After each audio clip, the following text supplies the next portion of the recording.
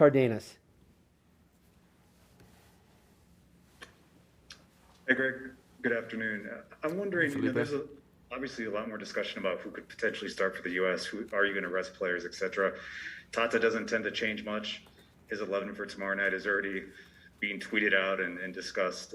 When you know, what is it? Do you know what it is? Can you tell me? I could probably rattle it off right now, but go for it. Let's do it. You know the players, and that's what my question is. When you know this side so well, how does that affect your preparation when you face Mexico?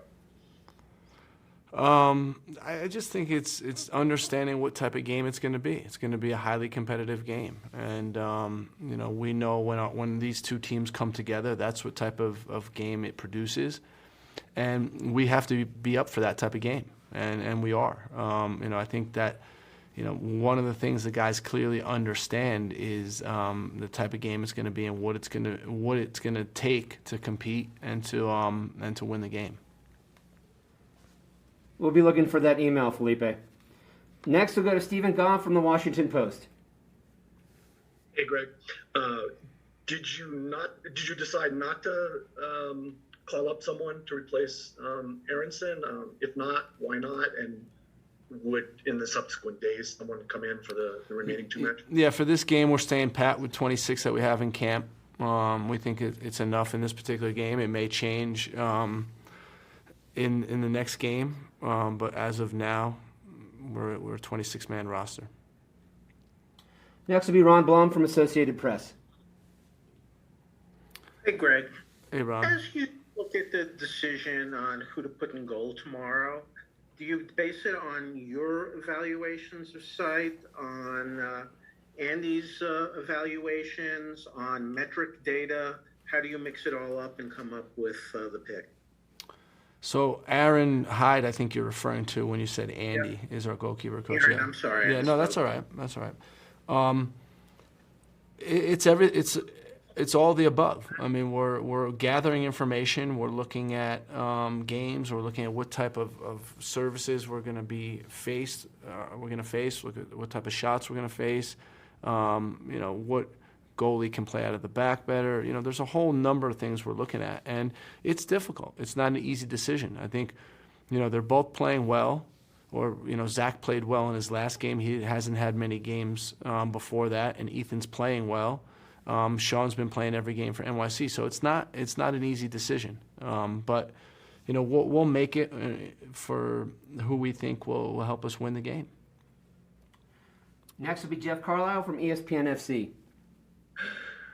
Along those lines, Greg, have you made a decision yet? I'm trying to read the tea leaves here. Have you made a decision yet on who's going to be in goal? And if so, I think any lineup related questions, my stock answer is just going to be we're working through it. Even if we had made a decision by now. Okay, thanks. Yeah.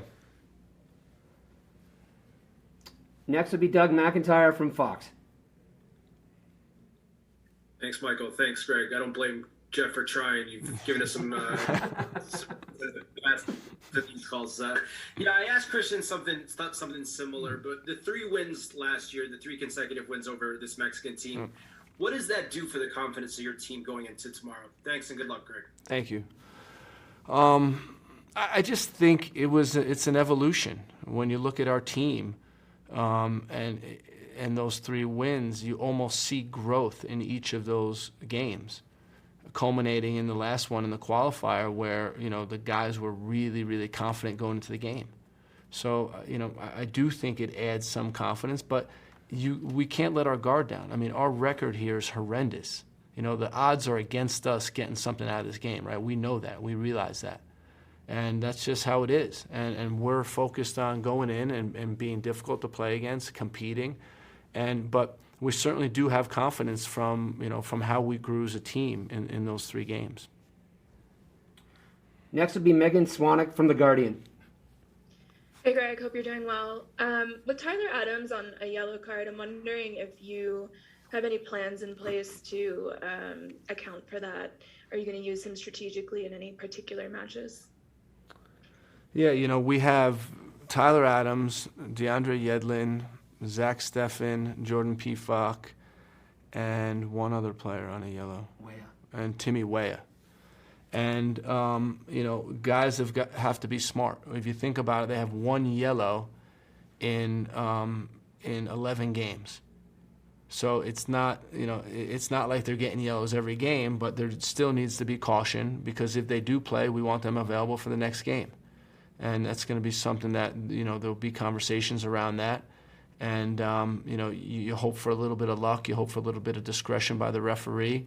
And you hope for some intelligence by our players to be smart when they're picking up fouls and what type of challenges they're going into. We'll go to Charlie Boehm from MLSsoccer.com. Hi, Greg. Yesterday, Tyler, or maybe it was Monday, sorry, spoke about the natural nerves that come in high stakes environments like this, but players working through it and focusing on the task at hand. And I wanted to ask you that if you're up for sharing a bit of kind of what this feels like for you, where this ranks in terms of your coaching challenges and your sort of mental outlook as you find that balance between maybe projecting confidence, but also, making sure everyone understands the stakes. Yeah, it's a great question, Charles. And one thing I told the staff in our meeting as we started camp was, this is probably the biggest week of our lives as professional coaches. And that's just honest. I've coached in Columbus and I coached an MLS final and stuff like this, but this is bigger than that. And what I reassured the group is we've all coached in 3 games before. We've been through qualifying already. We've coached a lot of games before, and we have a process, and just stick to the process. And I think that's what's making it easy both for the staff and the group, is we just stick to the way we work. It's been successful so far, and that's what we continue to do. And I think the second thing is just staying in the moment. And instead of getting ahead of ourselves, it's just being present in the moment, paying attention in the moment, and going from there. Charlie, if it matters, Tyler's comments were yesterday. We will go to Grant Wall.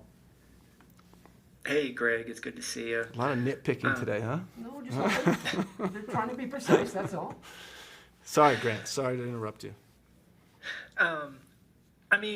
You became a national team coach. You were a club coach before this. And the previous question was about sort of the gravity of these games. Could you describe what the adjustment has been like for you to go from a club coach to a national team coach and have so many fewer games with such great importance, to have so much time to sort of look forward to and prepare for, and how that impacts you?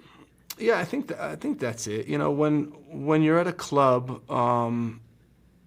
it's a building type of thing, and when you're at a national team, I think it's a winning type of thing, and you're focused. My mindset had to change, to be much more about winning every game.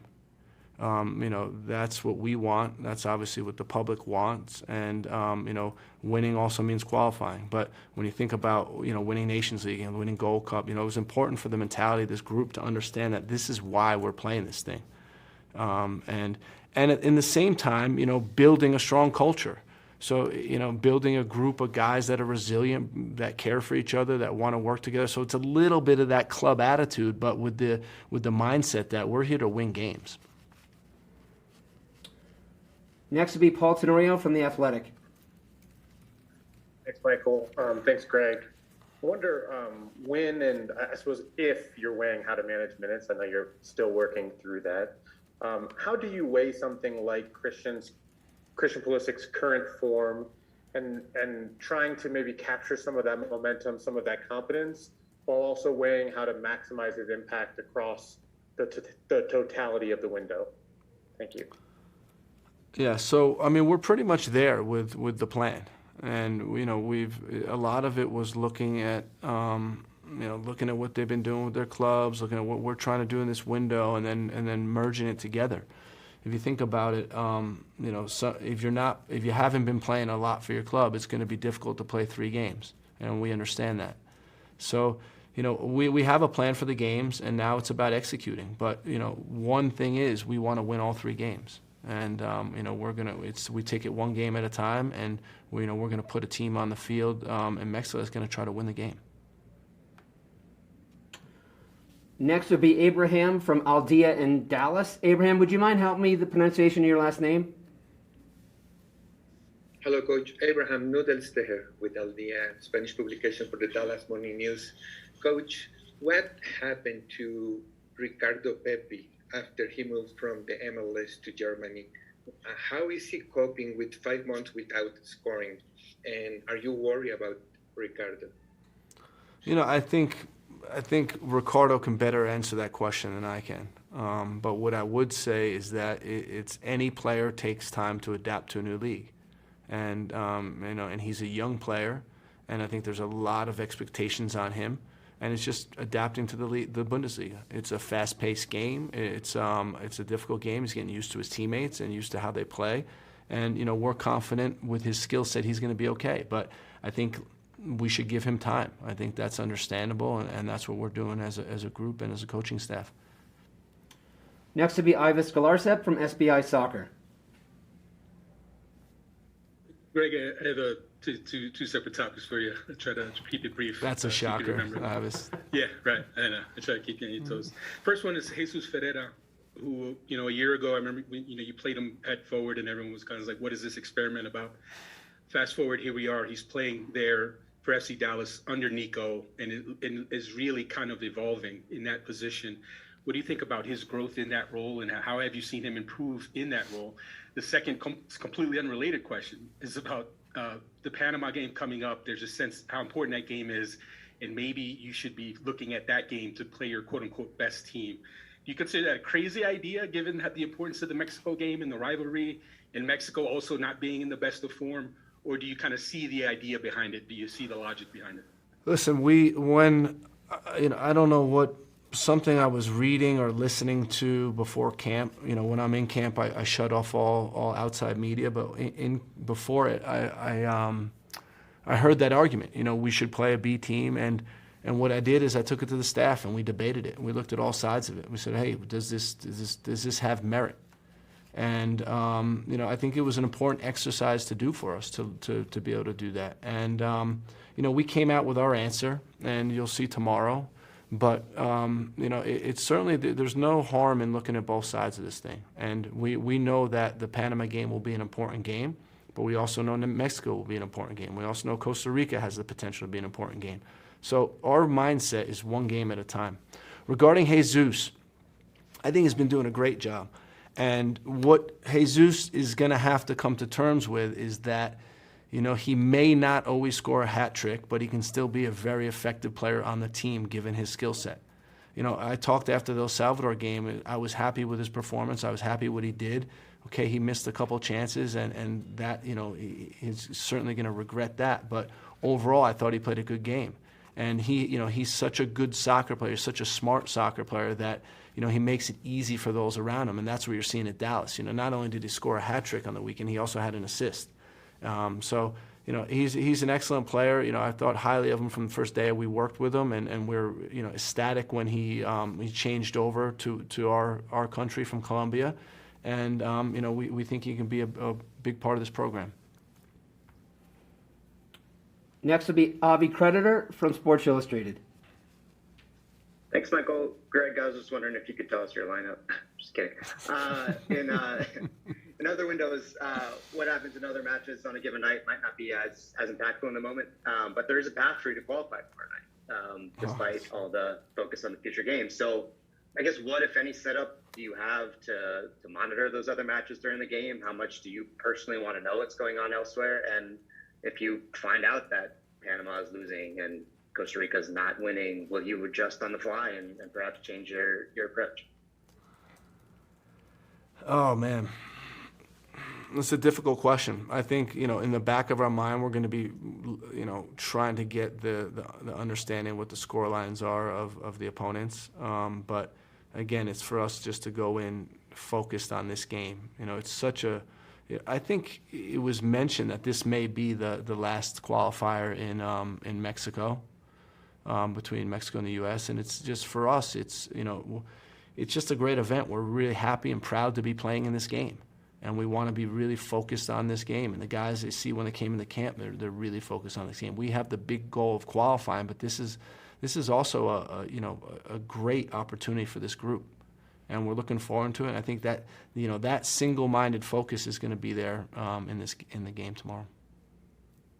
We'll take 2 more questions for Gregg and start with Drake Hills from the Tennessean.